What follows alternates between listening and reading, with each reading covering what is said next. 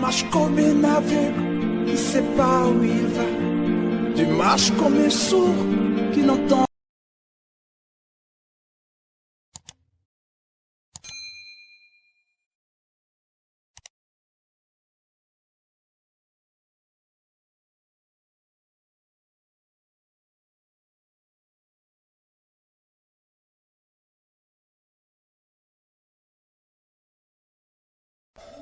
Seigneur, nous bénissons ton nom en ce jour du 21 mai 2022 où nous sommes réunis pour, Seigneur notre Dieu, parler, Seigneur, de ta part concernant l'ordre que tu nous as donné sur les démons mensuels.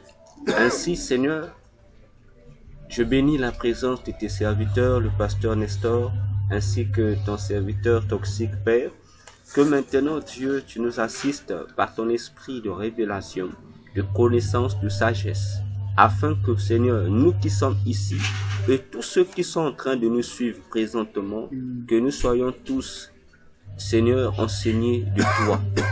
Père éternel, que toute force contraire à ta présence maintenant soit neutralisée et effacée en ton puissant nom, Jésus. Maintenant, Seigneur, nous abandonnons à tes exigences. Conduis-nous dans toute la vérité par ton esprit. Nous t'avons ainsi prié. Amen. Amen. Bien, nous allons commencer avec le mois de juin. Le mois de juin. Nous bénissons d'avance ceux qui le suivent présentement. Nous demandons que chacun ait son cahier, son bloc-notes pour noter. Nous sommes sur le mois de juin et nous savons que le mois de juin, c'est pour nous le 6e mois par rapport à notre calendrier romain. Alors, nous allons prendre le passage de Deutéronome 11, verset 12. J'aime bien ce passage. Deutéronome 11, verset 12. On va prendre ce passage-là. Alors, ah oui, 11 verset 12. Avant de commencer, il y a sur les réseaux sociaux, Facebook par exemple, il y a un bien-aimé qui a dit que, en fait, en s'interrogeant, s'est posé la question, m'a écrit par rapport à, c'était je crois, lorsque j'ai publié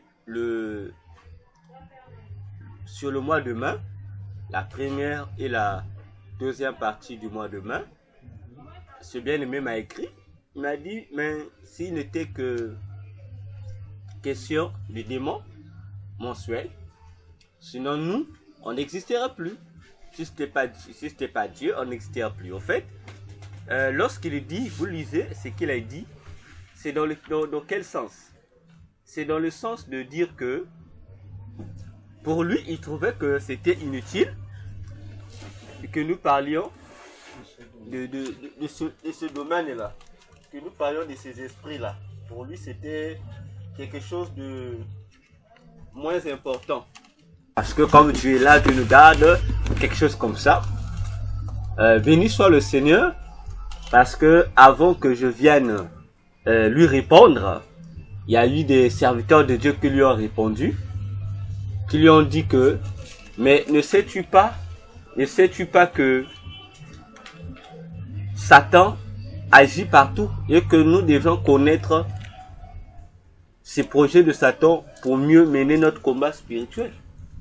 On lui a répondu, et lorsque je suis venu, je lui ai également répondu. Je lui ai dit que ce n'est pas parce que Dieu, comme les gens disent, ah, Dieu nous garde, si ce n'était pas Dieu, on mourrait tous, que nous devons négliger ces choses-là. L'existence des démons mensuels. Non. Et je lui ai même donné un passage de 2 Corinthiens 2 verset 11 où l'apôtre Paul s'adressant aux Corinthiens paraphrasé pour dire que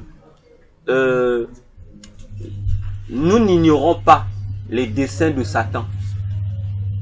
Donc, pour ne pas donner à Satan l'avantage sur nous, nous sommes condamnés à connaître ses desseins, c'est-à-dire ses projets, ses stratégies, c'est ce qu'il envisage faire. Et je comprends également que il existe aussi d'autres personnes, lorsqu'ils nous suivent, ils se disent la même chose. Ils se disent également la même chose. Pourquoi? Pour ceci.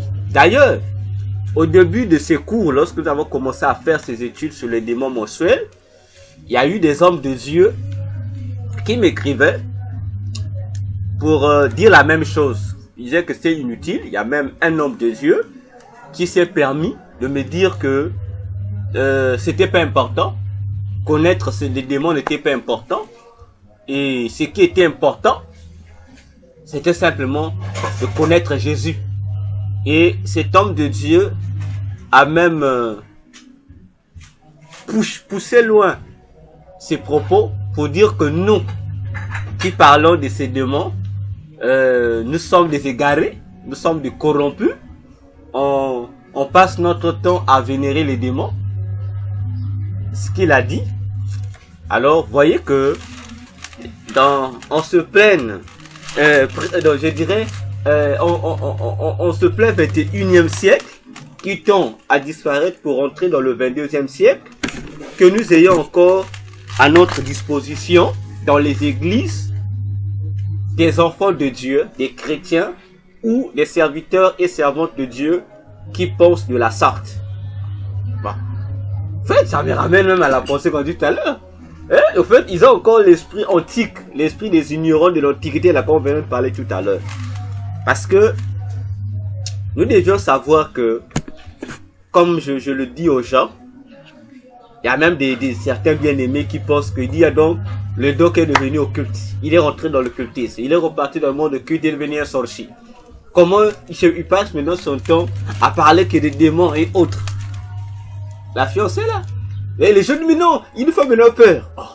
Mais en quoi je vous fais peur? En quoi? Parce que cette étude, l'ordre de faire ces études n'est pas venu de moi. Vous êtes témoins. Cet ordre est venu, c'est lorsque nous avons parlé, c'était en novembre, je crois le 12 novembre. Lorsque le Seigneur a commencé à nous parler sur le démon Moloch du mois de décembre. C'est là que le Seigneur a donné l'ordre que l'étude sur ces démons mensuels doivent être faites. Alors que nous, dans nos études, on avait notre programme où on voyait. Mais l'ordre est venu du Seigneur. On ne pouvait pas s'en passer. Donc nous allons nous en passer une fois que nous allons terminer avec tous ces démons-là.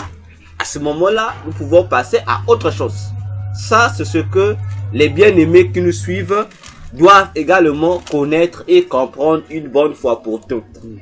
Alors, un enfant de Dieu, je l'ai toujours dit, tout comme un serviteur de Dieu ou une servante de Dieu, qui ne connaît pas les démons ou leur stratégie ou leur fonctionnement, ne pourra pas faire la marche chrétienne avec Dieu. Plus encore, ne pourra pas être capable de mener ou de faire ce que nous appelons le combat spirituel. Pasteur, ce qui est curieux, lorsque j'écoute les hommes de Dieu me dire ce genre de choses, ce sont même ces hommes de Dieu qui passent tout leur temps, tous leurs mois, toutes leurs années à faire le combat spirituel de l'Église. Ils sont là dans des jeûnes de 100 jours. Ils sont là dans le programme de prière de 1000 jours. Combat contre les sorciers des familles. Combat contre les démons qui déviennent des familles. Combat contre ça. Mais soit. Comment vas-tu combattre celui que tu ne connais même pas, que tu ne vois pas? Même pas ça. Vous nous dites, nous, lorsque nous éclairons le peuple de Dieu sur l'existence de ces démons et leur fonctionnement, nous sommes des corrompus, nous sommes des faux. Mais vous qui passez votre temps à punir le peuple de Dieu par des jeûnes de 100 jours, des jeûnes de 200 jours, pour quel objectif? Non, pour le combat spirituel, tous les jours, matin, midi, soir, vous êtes là, combat spirituel contre les sorciers, combat spirituel contre les sorciers, entre vous et nous, lesquels qui sont vraiment dans le l'égarement. Parce que vous ne pouvez pas faire passer les enfants de Dieu dans des 100 jours de jeûne et de prière, dans des longs programmes de mois, sur le combat spirituel, si vous n'avez pas la maîtrise sur les esprits, sur les démons que vous combattez, il y a problème. Très problème. Il y a problème.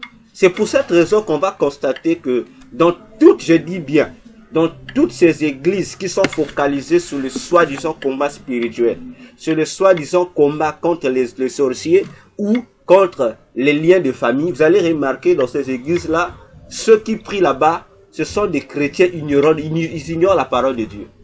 Ce sont des chrétiens qui vivent dans la peur des démons et dans la peur des sorciers. C'est ça, juste. Tout ce qu'ils font, sorciers. Donc ils ne prient plus pour maintenir leur communion avec Dieu comme il le faut. Mais ils prient pour la peur. Parce qu'ils savent que avant de sortir, je dois prier. Donc ils sont maintenant là comme esclaves de la peur. Alors que non, nous ne pouvons pas avoir peur des démons ou des sorciers parce que nous sommes supérieurs à eux. Amen.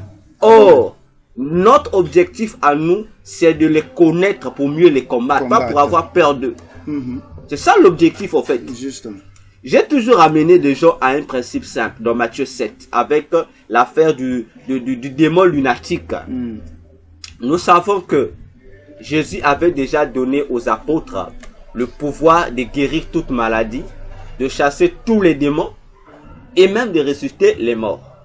Mais lorsqu'on a apporté cet enfant lunatique, aucun des apôtres, des 12 apôtres, n'a été capable de chasser le petit esprit de lunatique. Aucun. Pourquoi?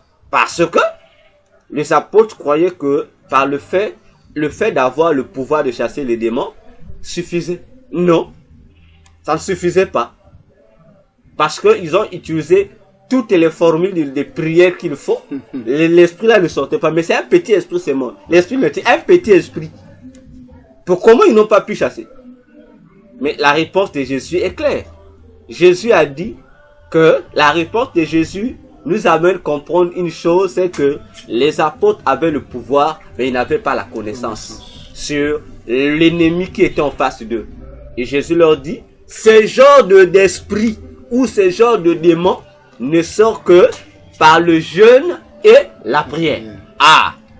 Là, pour amener les gens à comprendre que tu peux passer 100 jours de jeûne, mais si tu ne pries pas, parce que les gens confondent une chose, ils pensent que lorsqu'on est en jeûne, les prières qu'on fait là, c'est ça la prière. Non, c'est pas ça la prière.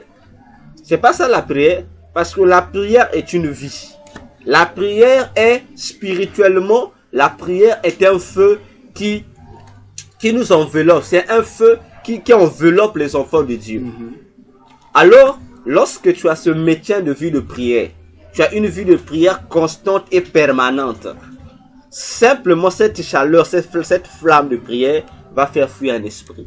Lorsque tu associes le jeûne, ça veut dire que tu vas mieux combattre cette catégorie d'esprits qui ne peuvent sortir que si toi qui le chasses, tu as à la fois la vie de jeûne et la vie de prière. Là, les esprits vont fuir. Mais si tu n'as que la vie de jeûne, tu n'as pas une vie de prière constante, l'esprit va sortir.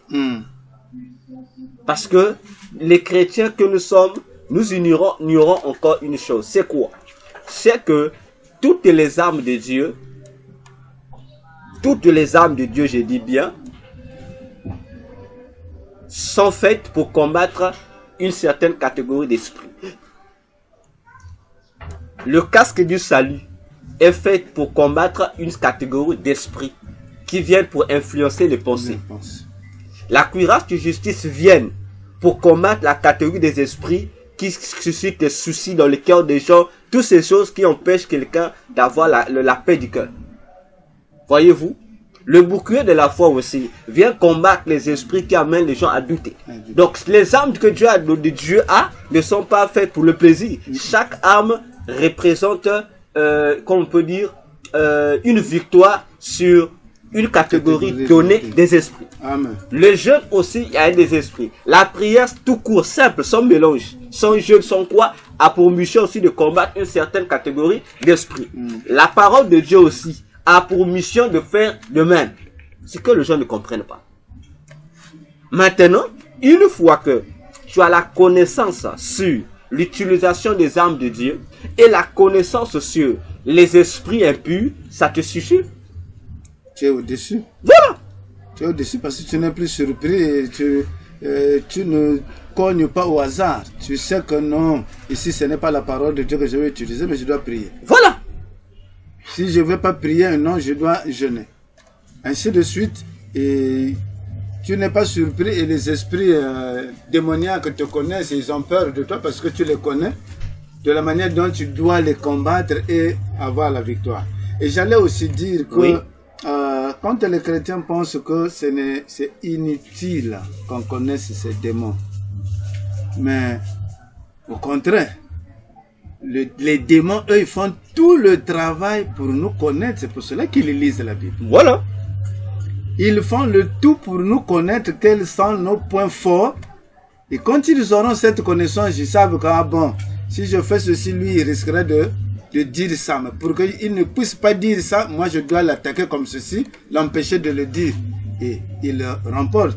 Alors, c'est nous qui devrions remporter sur eux. Et eux, ils font tout ce travail pour nous connaître et nous affaiblir. Ils savent à quel moment affaiblir le chrétien pour qu'il ne prie pas. Est-ce que le chrétien lui-même connaît à quelle heure il doit prier? Il sait pas. Il sait même. Il sait pas.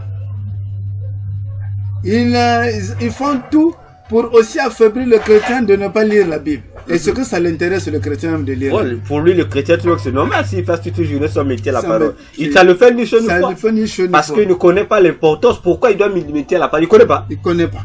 Mais le démon connaît. Et c'est ce travail qu'il fait justement pour, au fur et à mesure, affaiblir l'église de Jésus-Christ. Les gens se disent, non, moi je suis chrétien, moi j'ai été baptisé, moi je connais. Mais oui, tu connais quoi? Ah. Tu connais quoi? Tu ne connais encore rien. Et justement, c'est très très important, mais bien aimé, de connaître ces esprits démoniaques et leur stratégie pour savoir comment est-ce qu'il faut les contourner, comment est-ce qu'il faut les affronter, comment est-ce qu'il faut les vaincre. Sinon, comme je l'ai dit, tu risquerais de te lever, vouloir aller combattre, mais tu ne sais pas avec qui tu es en train de combattre. Voilà. Le démon qui est devant toi attend que tu lui dises, ah, il est écrit dans la parole de Dieu ceci. Mais toi, tu te mets là à prier. Je ne prière. Toko Tamabon de il y a une semaine. Lui, il rit de vous. Il se moque de vous. Il se moque de vous. Il se moque de vous. Effectivement, rappelons-nous, la Bible nous dit, Oui. à vous ajouter à votre foi de la connaissance. Bien sûr. Mais quelle est cette connaissance dont on parle? Voilà. Voilà. C'est tout ça. Et Christ même dit, la nature ne vous enseigne-t-elle pas? Non, l'apôtre Paul. Voilà, voilà. La nature ne vous enseigne-t-elle pas? Oui. Maintenant, si aujourd'hui, l'homme du monde qui ne connaît pas Christ sait que le vol est un péché, sait que le vol est une faute plutôt? Parce que pour les hommes animaux, il y a les fautes et non les péchés. Oui. S'il sait que le vol est une faute, combien plus l'homme spirituel qui sait que le vol non seulement c'est une faute devant les hommes, mais c'est un péché devant Dieu. Voilà. D'où nous comprenons que il y a des principes mondains qui tirent source dans les principes spirituels. Bien sûr. C'est pourquoi même les hommes du monde disent on connaît, le combat est facile quand on connaît mieux son ennemi. Maintenant, comment les hommes de Dieu aujourd'hui veulent se limiter à ne pas connaître l'ennemi, mais s'engager quand même dans le combat spirituel? Donc la C'est chose pourquoi- contre le roi. Voilà. C'est pourquoi ils n'arrivent pas à être vainqueurs de ce combat-là. Ils sont incapables quelquefois de faire les miracles. Ils sont obligés d'aller consulter des gourous pour leur donner des talismans, des choses qui vont leur permettre de faire les miracles.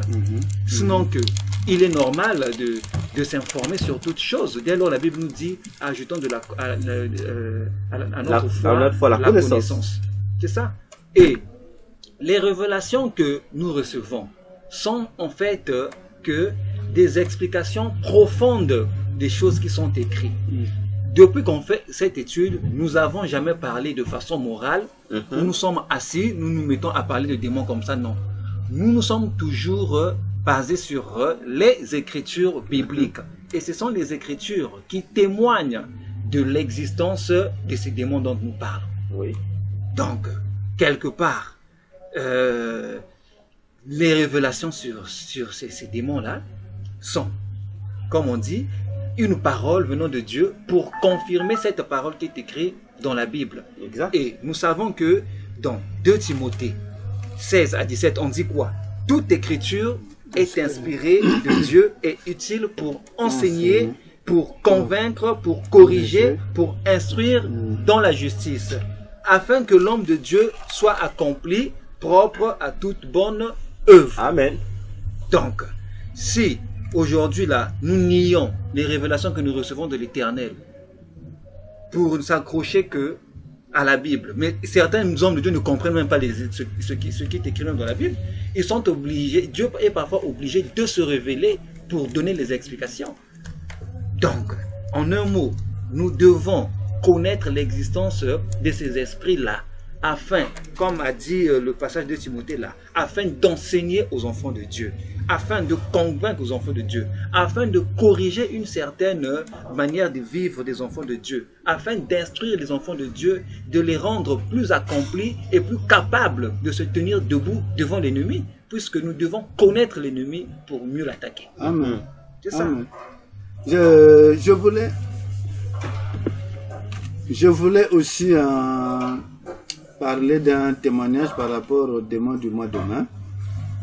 Qu'est-ce que ça a donné? En fait, j'allais poser la question. Qu'est-ce que ça a donné? Qu'est-ce que nous avons remarqué? Qu'est-ce que nous avons constaté par rapport aux activités de ce démon du mois de mai?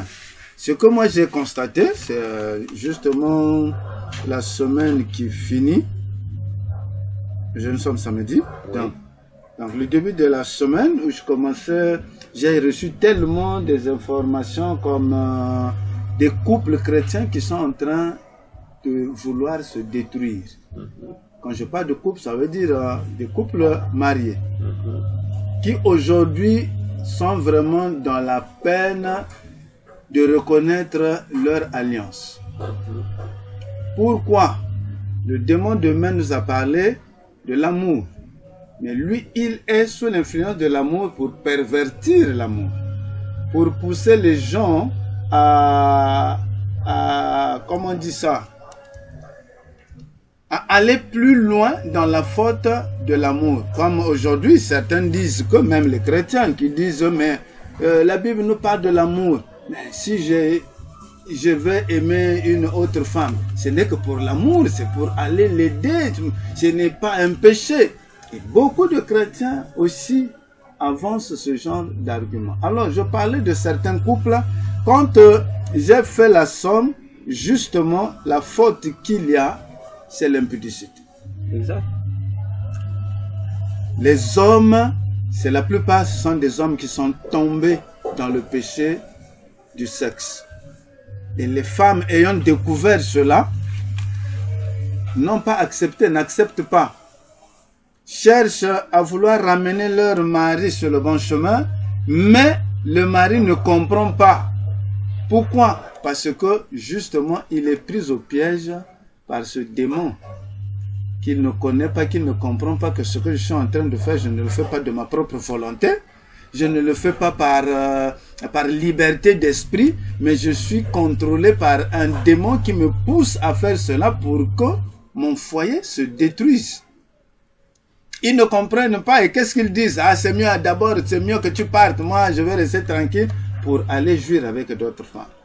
Donc, déjà, quand la semaine, donc le début de la semaine, ça m'est revenu à l'esprit, je dis, waouh, mais justement, c'est le travail de ces démons que nous venons d'étudier depuis avril. Oui, ça c'est le démon d'avril. Depuis avril. Oui. Depuis avril. Oui, ça, donc, aujourd'hui, le démon d'avril, comme on avait dit, a cédé le témoin au démon de mai, et qui a continué le travail. Et, mais aussi, ça part là-dedans. Oui. Oui, ça c'est vrai. Quand j'ai vu ça, je dis, mais oui, ce n'était que utile, c'est utile et important de connaître ces esprits-là et leur manière de faire. Je témoigne encore, lorsque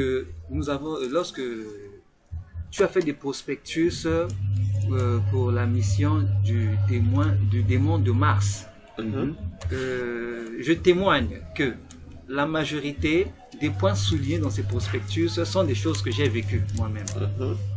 J'ai vécu, j'avais compris que c'était la vérité.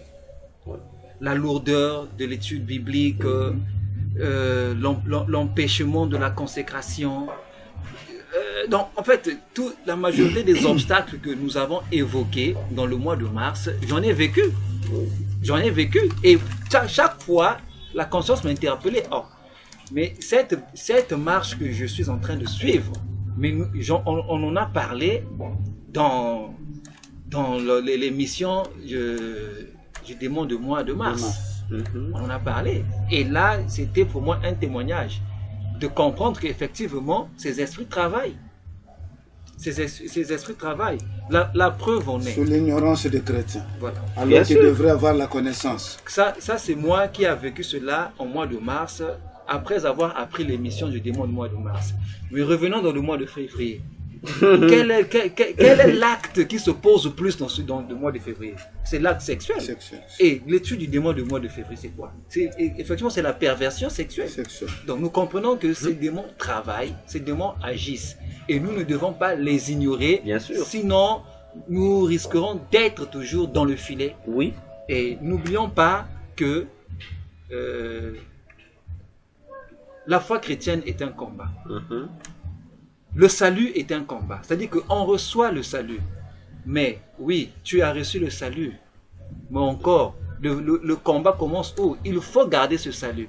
C'est pourquoi Christ nous dit, mieux vaut la fin d'une chose que son commencement. Parce que tu peux recevoir le salut aujourd'hui et le perdre dans 10 ans pour se retrouver dans les gènes. Il y a des doctrines enseignées même par les prophètes dans nos églises qui disent que un chrétien ne peut plus perdre le salut. Non.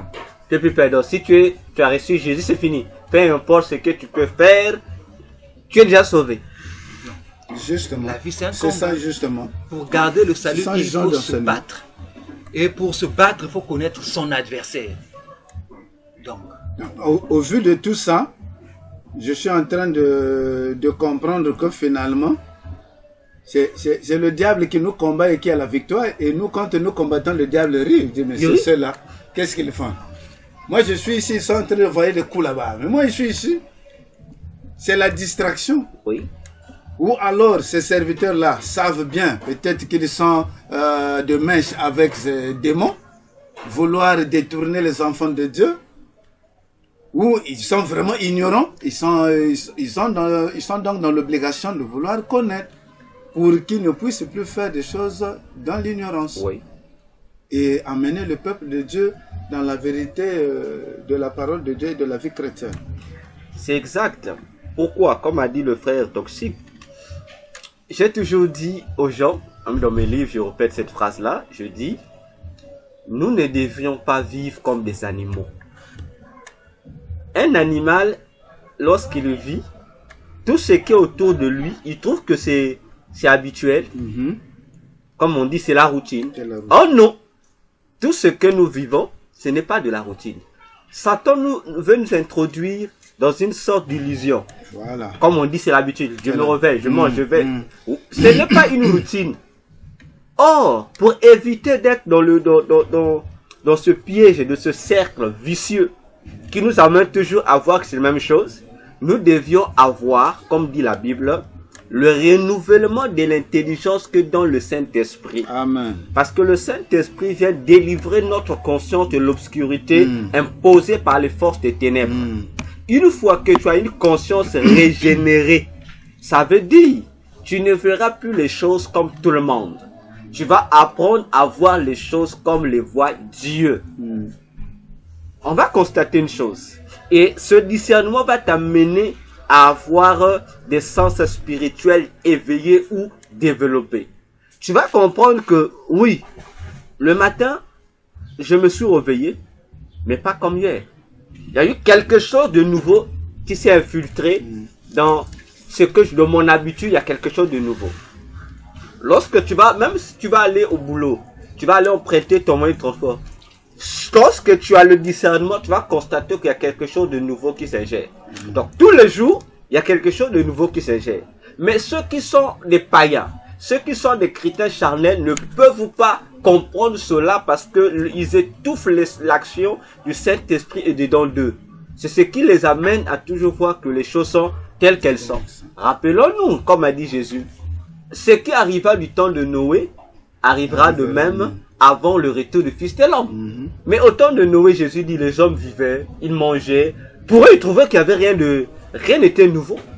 Mais lorsque Dieu avait déjà parlé à Noé, Noé construit l'arche. Ça veut dire que Dieu et Noé voyaient qu'il y avait quelque chose d'étrange qui se produisait. C'était quoi? Le développement du péché. Puisque Dieu confirme dans Genèse 6 que tous les jours, le cœur de l'homme tendait vers le mal. Mais les contemporains de Noé là, pour eux, le mal là, ils ne voyaient pas ça. Mais pourtant, ce sont des actes que leurs concitoyens, leurs voisins posaient tous les jours. Eux, ils ne voyaient pas les actes. Eux, ce qu'ils voyaient, c'est la vie habituelle. On se marie, on dort, on cause, on palabre, on rit, on danse, on s'amuse, on fait tout ce qu'il faut faire. Nous vaguons dans nos business, etc. Mais le péché qui vient pour ajouter, pour décorer là, eux, ils ne voyaient pas ça. Eux, ils ne voyaient pas ça. Au contraire, peut-être ils pouvaient se dire que c'était la décoration aussi. Ils disent, mais oui, ça rentre ça fait partie de l'ambiance. Ça rentre dans l'ambiance. Ça, si ça manque, il n'y a pas l'ambiance. Donc ça aussi, on doit ajouter. C'est ce que Satan fait. C'est ce que Satan fait. Satan fait quoi? Il te met d'abord dans une illusion. Parce que c'est que dans l'illusion, tu es déjà aveuglé. Comme tu es aveuglé, il fait quoi? Il prend ses actes. Il prend ses projets, ses dessins et il profite d'exécuter ses dessins. Pour toi, tu trouverais que c'est normal. C'est normal que les choses se passent. Parce que regardez, les chrétiens ont des difficultés à prier. Le chrétien ne prie que s'il y a une difficulté. Non, pas le dimanche même. S'il y a une difficulté, tu vois, ces semaines-là, le chrétien est motivé. Il a fait de mauvais rêves. Voilà. Il lui a révélé que ce rêve-là, on dirait que tu vas mourir. Voilà. Là, il reprend le zèle. Tous les jours, il va respecter fidèlement le programme de l'église. Il sera là, il va jeûner, il va lire la parole. Mais une fois qu'il y a la solution, il se rétracte, il retrouve sa fraude. Il redevient froid. Il trouve que c'est normal. Et lorsqu'il est froid, il dit non, je suis avec Jésus. Pourquoi? Parce qu'il est ignorant. Mais pour un chrétien qui sait que lorsque je me relâche, je donne la force à l'ennemi, il ne va pas se relâcher. Pasteur, frère toxique, savez-vous pourquoi le péché, Dieu n'aime pas le pécheur ou Dieu est en désaccord avec le péché? Vous avez déjà posé cette question? Frère toxique, vous avez déjà posé cette question? Non? Pourtant, on interdit le péché. Le péché. Mais pourquoi? Pourquoi Dieu n'aime pas le péché? Vous avez jamais posé la question? Posez-vous la question. Moi, je me dis que déjà le péché, c'est un acte de rébellion. Et nous savons aujourd'hui, aucun père ne peut autoriser la rébellion dans sa maison. Dans Genèse, quand Dieu crée l'homme, c'était afin que l'homme soit soumis à lui. Mais le péché fait quoi? Le péché ramène l'homme dans la rébellion, dans la désobéissance, où il ignore les principes donnés par Dieu pour aller appliquer les principes d'un individu qui n'a même pas, comme on dit, le charisme ni encore le niveau d'égaler Dieu. Et ça, Dieu ne pouvait pas tolérer, ou encore un père de famille dans sa maison ne peut pas tolérer. Là, tu emploies le langage des chrétiens qui vient à peine de se convertir. Emploie le langage des chrétiens que Paul appelle ceux qui mangent la nourriture solide. C'est pas la rébellion. C'est pas comme la rébellion. Monte encore. Tu es proche de ça. De ça. Tu pasteur, allez-y. Monte encore. Là, c'est le langage des enfants. C'est pas forcément. C'est pas la rébellion comme telle. Il y a autre chose. Bon, ce que je peux ajouter à ça, moi je sais que l'apôtre Pierre nous dit, notre Dieu est un Dieu saint. Et que pour aller vers lui, nous ne devons que manifester aussi cette sainteté. Ça encore, c'est le langage de chrétiens nouveaux convertis. Nous, on veut le langage des gens matures, des chrétiens qui montent un peu sur lui. Ça, c'est le langage des chrétiens qui se limite seulement dans le parvis de Dieu. On veut le langage des chrétiens qui rentrent dans le lit très saint, qui voient Dieu face à face. Pasteur, ça ne vient pas? C'est une question qui vient d'être posée aujourd'hui. Il faut voir le contour du pour et du contre pour mieux cerner la question et donner une réponse adéquate. Vous connaissez la réponse. Mais déjà le péché, le péché, c'est écarter l'homme de Dieu sur la voie de Dieu. La rébellion. La rébellion, ce qu'a dit. Oui. Et derrière le péché, il y a un esprit. Et cet esprit est déjà comment on dit ça? En incompatibilité avec Dieu? En incompatibilité avec Dieu. Mais toi, homme qui pense aller à Dieu, tu t'es fait une amitié avec celui qui est en conflit avec Dieu. Donc, ce que tu fais te met en désaccord et brise aussi cette relation que tu as avec celui pour qui tu veux aller consulter ou aller adorer ou aller faire ceci. Ce qui fait que Dieu ne puisse pas accepter que le chrétien pêche parce qu'il déplace la relation de Dieu avec